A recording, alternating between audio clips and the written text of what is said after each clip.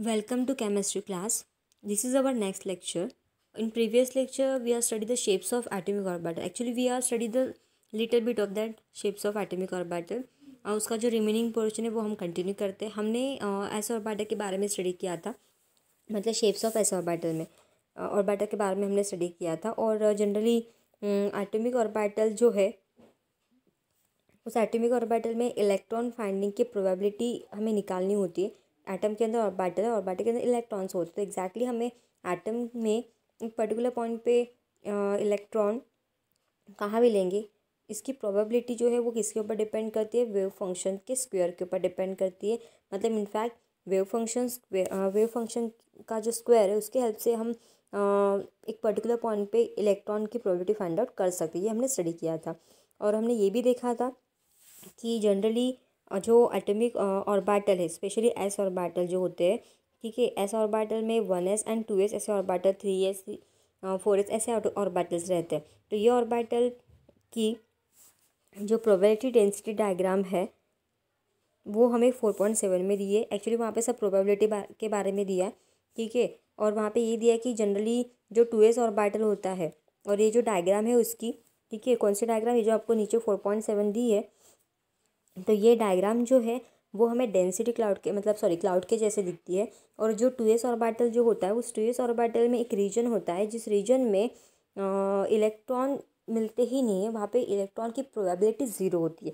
तो ऐसे रीजन को हम बोलते हैं नोड, ठीक है. ऐसे रीजन को हम क्या बोलते हैं, नोड बोलते हैं.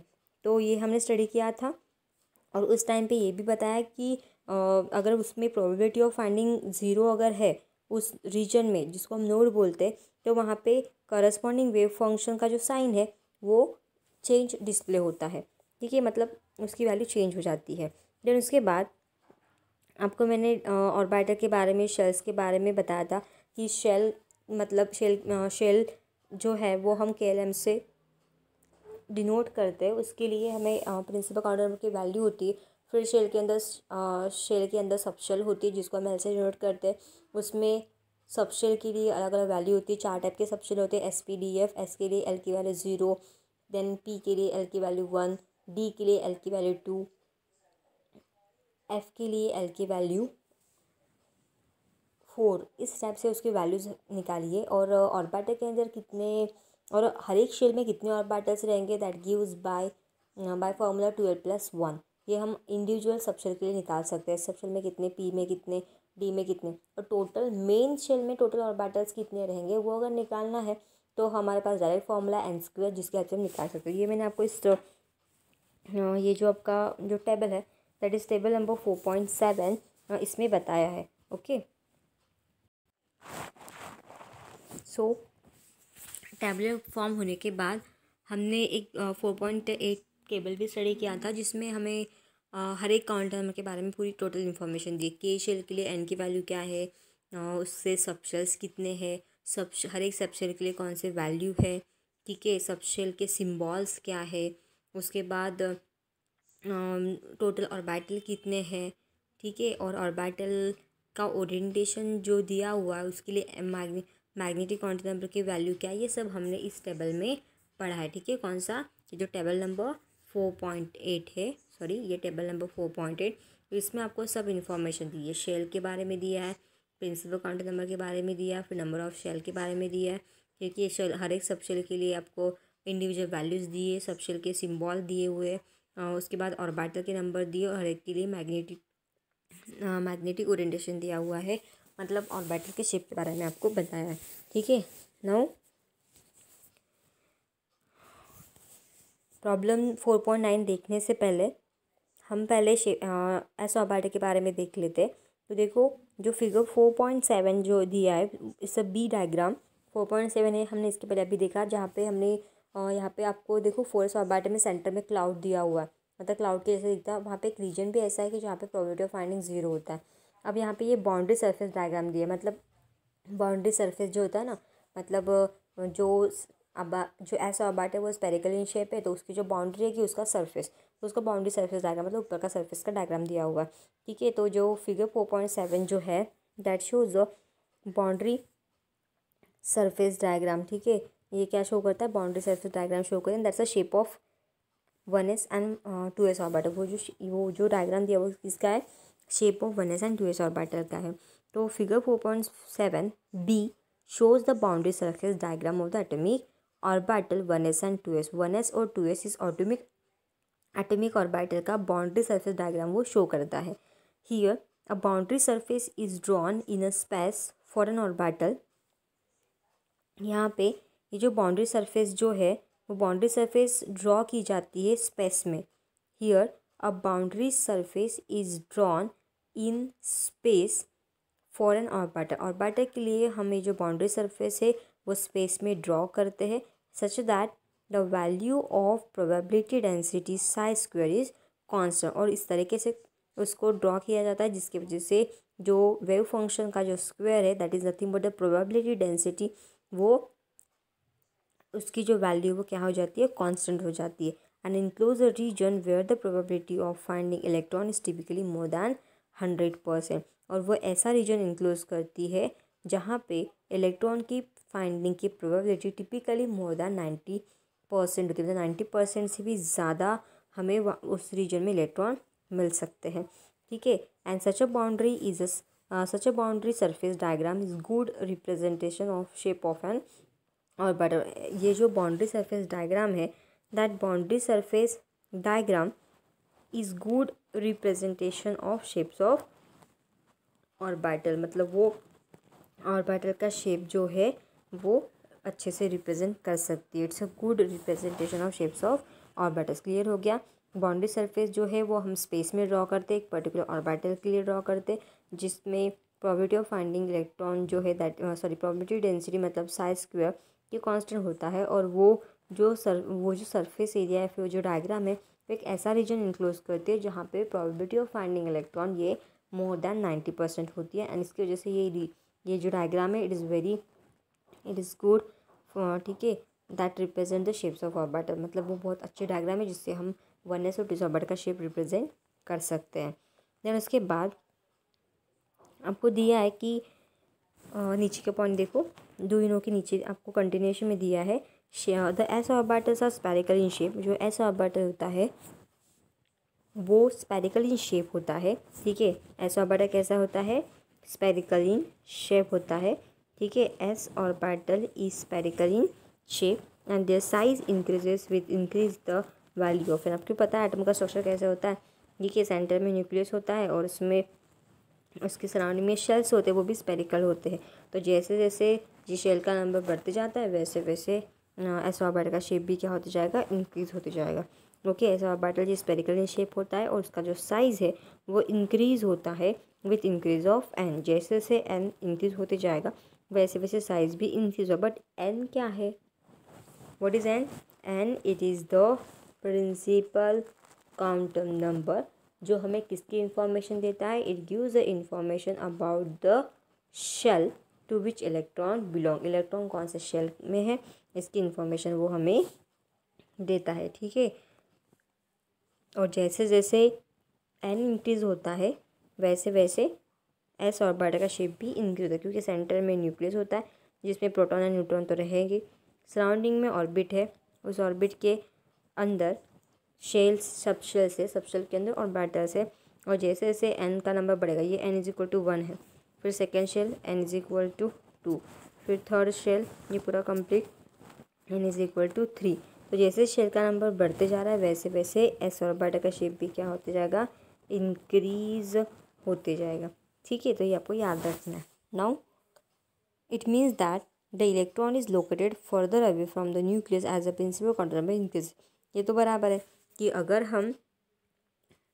हम एन का नंबर इंक्रीज़ करें, सेंटर में प्रोटॉन न्यूट्रॉन, ठीक है, अगर हम एन का नंबर इंक्रीज़ करें, पहले एन इज इक्वल टू 1 था, फिर एन इज इक्वल टू 2 हो गया, फिर से हमने बढ़ा दिया तो वो एन इज इक्वल टू 3 हो गया। तो जैसे हम एन का नंबर बढ़ा रहे तो वैसे वैसे जो ऑर्बिटल का शेप जो है वो भी बढ़ेगा। तो इलेक्ट्रॉन जो है वो न्यूक्लियस से थोड़ा दूर दूर लोकेट किया जाएगा, या फिर इलेक्ट्रॉन और उसके बीच का जो डिस्टेंस है वो ज़्यादा रहेगा। मतलब जैसे जैसे शेल का नंबर बढ़ते जाएगा वैसे वैसे इलेक्ट्रॉन उस न्यूक्लियस से थोड़ा दूर दूर होते जाएगा। ठीक है, क्योंकि दोनों के बीच में पर्टिकुलर टाइप का अट्रैक्शन होता है, क्योंकि न्यूक्लियस में पॉजिटिव चार्ज होता है और इलेक्ट्रॉन के ऊपर नेगेटिव चार्ज होता है, तो इसकी वजह से क्या होगा कि जैसे जैसे इनका नंबर बढ़ते जाएगा वैसे वैसे इलेक्ट्रॉन से दूर होते जाएगा, तो अट्रैक्शन थोड़ा कम हो जाएगा। मतलब इलेक्ट्रॉन्स जो है is located further away from the nucleus as a principal quantum number n increases. अगर एन इंक्रीज होते जाता है तो इलेक्ट्रॉन जो है वो न्यूक्लियस से थोड़ा दूर लोकेट किया जाएगा या फिर आपको बहुत दूर दिखने लगेगा। देन ये हो गया एस ऑर्बिट के बारे में। तो अभी हमने जो स्टडी किया आपको समझ में आ गया।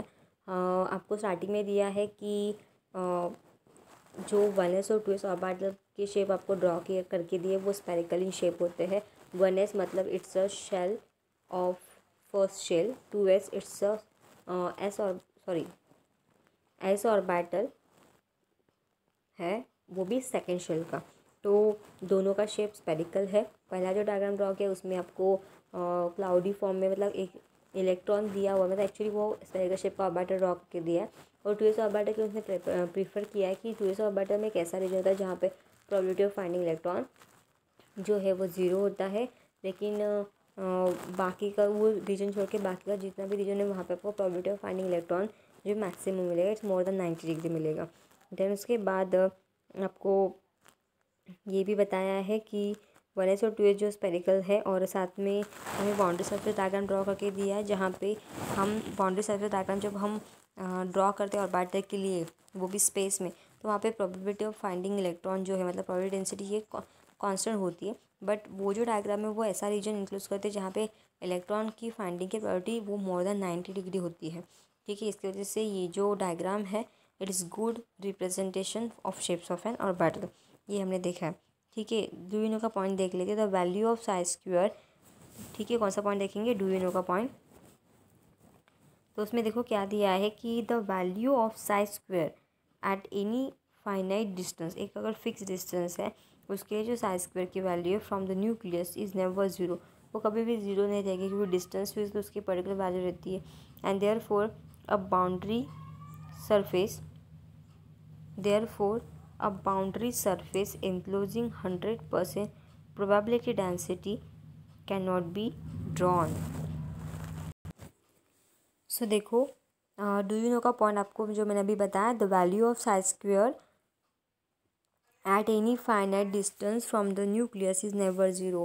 ठीक है, अगर साई स्क्वायर की जो वैल्यू है मतलब वेव फंक्शन के स्क्वायर की जो वैल्यू है वो अगर हम फाइनाइट डिस्टेंस पे निकाल रहे हैं न्यूक्लियस से, मतलब एक फिक्स डिस्टेंस पे अगर निकाल रहे हैं न्यूक्लियस से, तो वो कभी भी ज़ीरो नहीं होती। मतलब उस फिक्स डिस्टेंस से एक फाइनाइट डिस्टेंस है, मतलब न्यूक्लियस से लेकर अगर हम और एटम से न्यूक्लियस से लेकर अगर हम एक पर्टिकुलर डिस्टेंस पे साई स्क्वायर की वैल्यू निकालते हैं, मतलब फाइनाइट डिस्टेंस अगर लेते तो उसकी वैल्यू कभी भी ज़ीरो नहीं होती। मतलब वहाँ पे आपको इलेक्ट्रॉन की मिलने के चांसेस तो रहेंगे। ठीक है, देयरफॉर अ बॉन्ड, इसका मतलब क्या कि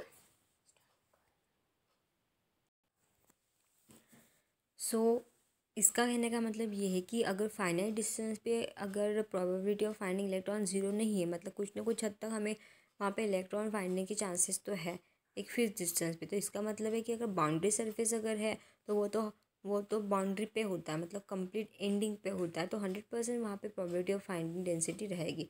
मतलब हमें इलेक्ट्रॉन मिलने के चांसेस वहाँ पे 100% रहेंगे। कहाँ पे, बाउंड्री सरफेस में, क्योंकि बाउंड्री सरफेस वो तो पूरी लास्ट एंडिंग हो गया।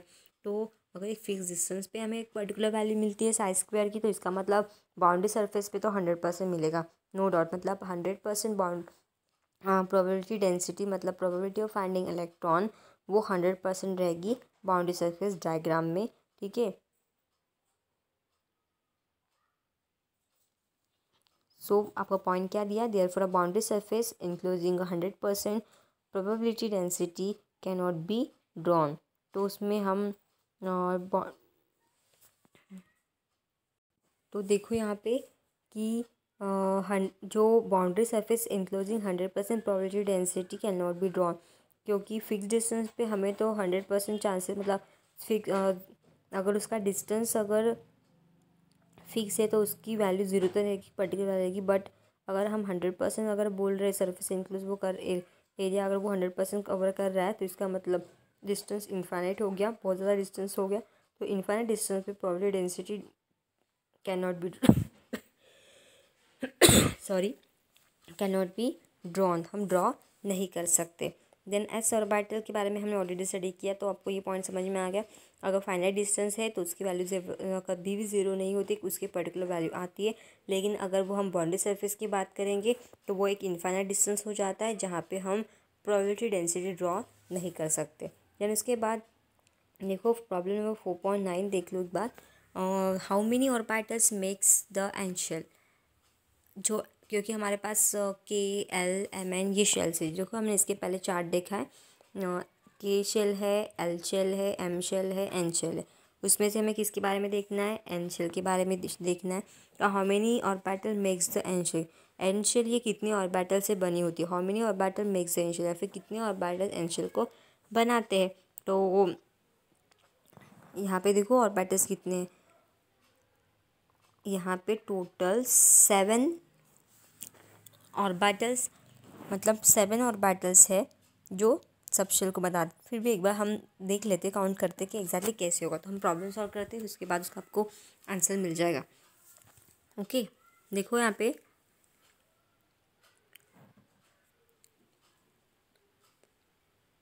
How many orbitals makes the N shell, what is the subshell wise distribution of n orbital in n shell. So what is the subshell wise distribution of orbital in the n shell, total orbital कितने orbital से N shell बना होता है वो निकालना है। And what is the subshell wise distribution of n orbital, और subshell wise orbital का डिस्ट्रीब्यूशन कैसे किया एन शेल में वो हमें देखना है। तो देखो सोल्यूशन आपको दिया है एक्चुअली वहाँ पे, तो बस आपको ध्यान देना है। तो फॉर एन शेल सबसे स्टार्टिंग होगा कि प्रिंसिपल काउंटर नंबर से। तो एन शेल के लिए प्रिंसिपल काउंटर नंबर क्या होता है, एन इज इक्वल टू 1 होता है। ठीक है, जो हमें sorry n is equal to 1 नहीं, एन इज इक्वल टू 4 होता है, सॉरी। ठीक है, क्या होता है, एन इज इक्वल टू 4 होता है। तो सबसे पहला पॉइंट, एन के लिए प्रिंसिपल काउंटर की वैल्यू क्या 4 है। उसके बाद हमें ऑर्बिटल के बारे में देखना है कि how many orbital makes the N shell कितने ऑर्बिटल से बनी होती है। तो सबसे पहले हमें देखना है total number of orbitals in n shell. N shell में कितने ऑर्बिटल से वो निकालना है। तो उसके लिए हमारे पास फॉर्मूला है एन स्क्वायर। इस फॉर्मूला की हेल्प से हम नंबर ऑफ ऑर्बिटल्स कितने एन शेल में वो फाइंड आउट कर सकते। तो एन का नंबर है 4, तो एन का स्क्वायर मतलब 4 का स्क्वायर, मतलब आंसर कितना मिलेगा हमें 16 मिलेगा, जो आपको यहाँ पे दिख रहा है। ठीक है, ये वाला n square is equal to 4 square is equal to. और बेटर ये है कि आप अपने साथ बुक लेके बैठो, तो आपकी क्लियरिटी मतलब आप थोड़ा क्लियर कट उसको देख सकते हो। तो ये हो गया n square is equal to 4 square is equal to 16, that gives the total number of orbitals in the shell. Shell में कितने ऑर्बिटल्स है वो हमें पता चल जाएगा। एन शेल में कितने ऑर्बिटल्स है वो हमें पता चल जाएगा। Then total number of subshell, the total number of subshell in n shell is equal to n is equal to 4। Total number of subshell कितने हैं वो तो बहुत ईजी है, क्योंकि total number of subshell in n shell is equal to n and that is equal to 4। क्योंकि जितना N का नंबर होता है उतने ही उसके अंदर शेल होते हैं, इसलिए वहाँ पे दिया है कि सब total number of subshell in n shell is equal to n is equal to 4। ठीक है, क्या दिया है, total number of subshell in n shell. Total number of subshell कितने रहते हैं एन शेल में, इज इक्वल टू एन होता है। जितना एन का नंबर उतना सबशेल का नंबर। तो एन का नंबर 4 है, मतलब सबशेल का नंबर भी कितना रहेगा 4, मतलब टोटल सबशेल कितने रहेंगे 4 सबशेल रहेंगे। Okay, then the 4 subshell with their azimuthal quantum number and constituent orbital number as shown in the figure. अब हमारे पास 4 सबशेल है, तो चारों सबशेल के लिए एल की वैल्यू अलग अलग होती है, जो आपको दी है। एल इज इक्वल टू 0 तो एस सबशेल होता है, एल इज इक्वल टू 1 है तो p, l is equal to 2 है तो d, l is equal to 3 है तो एफ। और हर एक सबशेल के अंदर कितने ऑर्बिटल्स रहेंगे, टोटल ऑर्बिटल कितनी चाहिए एन शेल में, टोटल ऑर्बिटल 16 चाहिए। ठीक है, according to formula of n square, उस एन कैपिटल एन शेल में 16 ऑर्बिटल्स होना ज़रूरी है। और ये हो गया एक कंप्लीट शेल के बारे में। लेकिन हर एक सबशेल में कितने ऑर्बिटल्स रहेंगे वो अगर निकालना है तो उसके उसके लिए हमें फॉर्मूला दिया है, दैट इज़ उसके लिए हमें फॉर्मूला कौन सा दिया, 12+1 दिया है, बट उसके लिए हमें एल की वैल्यू चाहिए और हर एक सबशेल के लिए एल की वैल्यू अलग अलग होती है जो आपको यहाँ पे दिए। जैसे अगर एस सबशेल है, जैसे अगर एस सबशेल है, अगर एस सबशेल है तो एस सबशेल के लिए एल की वैल्यू 0 है। पी सबशेल है तो पी के लिए एल की वैल्यू 1 है। डी सबशेल है तो एल की वैल्यू 2 है। अगर एफ सबशेल है तो उसके लिए एल की वैल्यू 3 है। ठीक है, और जब हम इस एल के वैल्यूज़ को इस फॉर्मूला में पुटअप करते 12+1 में, तो हर एक सबशेल के लिए आपको क्या मिलेगा, हर एक सबशेल के लिए आपको नंबर ऑफ ऑर्बिटल्स मिल जाएंगे। जैसे यहाँ पे देखो एस ऑर्बिटल के लिए एल की वैल्यू 0 है, तो हमने इस फॉर्मूले में पुटअप किया 2 × 0+1, तो हमें आंसर कितना मिला 1। मतलब एस इस सबशेल में कितने ऑर्बिटल्स है, ओनली 1 ऑर्बिटल है। ये हमें क्लियर हो जाएगा। और एल इज इक्वल टू 1 है तो पी सबशेल है तो उसकी वैल्यू क्या है 3। ठीक है, तो इस तरीके से हम कैलकुलेट कर सकते हैं। तो देखो हमें कितने ऑर्बिटल से बना है वो भी पता चलता है कि एन शेल कितने ऑर्बिटल से बना होता है। एन शेल जो है वो टोटल 16 ऑर्बिटल से बना होता है, क्योंकि वो हमने कैसे कैलकुलेट किया,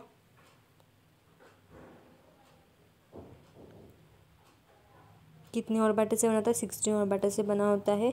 एन की वजह से हमें शेल के बारे में पता चलता है कि हमारी फोर्थ शेल है, फोर्थ शेल में टोटल ऑर्बिटल 16 होते हैं। उसके बाद टोटल नंबर ऑफ सबशेल्स कितने हैं, वो 4 दिया है, बिकॉज जितना नंबर काउंटेड नंबर होता है उतना सबशेल का भी नंबर होता है। And the 4 subshell with their azimuthal counted number and the constraint orbital number as shown in the below। और हर एक का फिर एक ऑर्बिटल नंबर दिया है और 4 subshell with their azimuthal counted number की वैल्यू भी आपको गिवन दी है। ठीक है, वैसे भी एस सबशेल के लिए एल की वैल्यू 0 होती है। L is equal to 1 for p, l is equal to 2 for d and l is equal to 3 for f. ऐसे उसका पूरा कंप्लीट चार्ट दिया, जिससे हमें सिम्बॉल के बारे में भी पता चलेगा। उसके बाद नंबर ऑफ ऑर्बिटल्स कितने रहेंगे 12+1 के हिसाब से वो भी हमने कैलकुलेट, वो भी मतलब हर एक सबशेल में कितने ऑर्बिटल्स हैं कि वो अलग अलग कैलकुलेट करके दिया। एस सबशेल में कितने, पी सबशेल में कितने, डी में कितने, एफ में कितने, वो सब उसने कैलकुलेट करके दिया है। तो आई होप आपको ये समझ में आ गया होगा। तो ये इस वीडियो में यहाँ तक। इसके बाद के लेक्चर में हम नेक्स्ट प्रॉब्लम देखेंगे 4.10 देखेंगे और आगे का कंटिन्यू करेंगे। Thank you.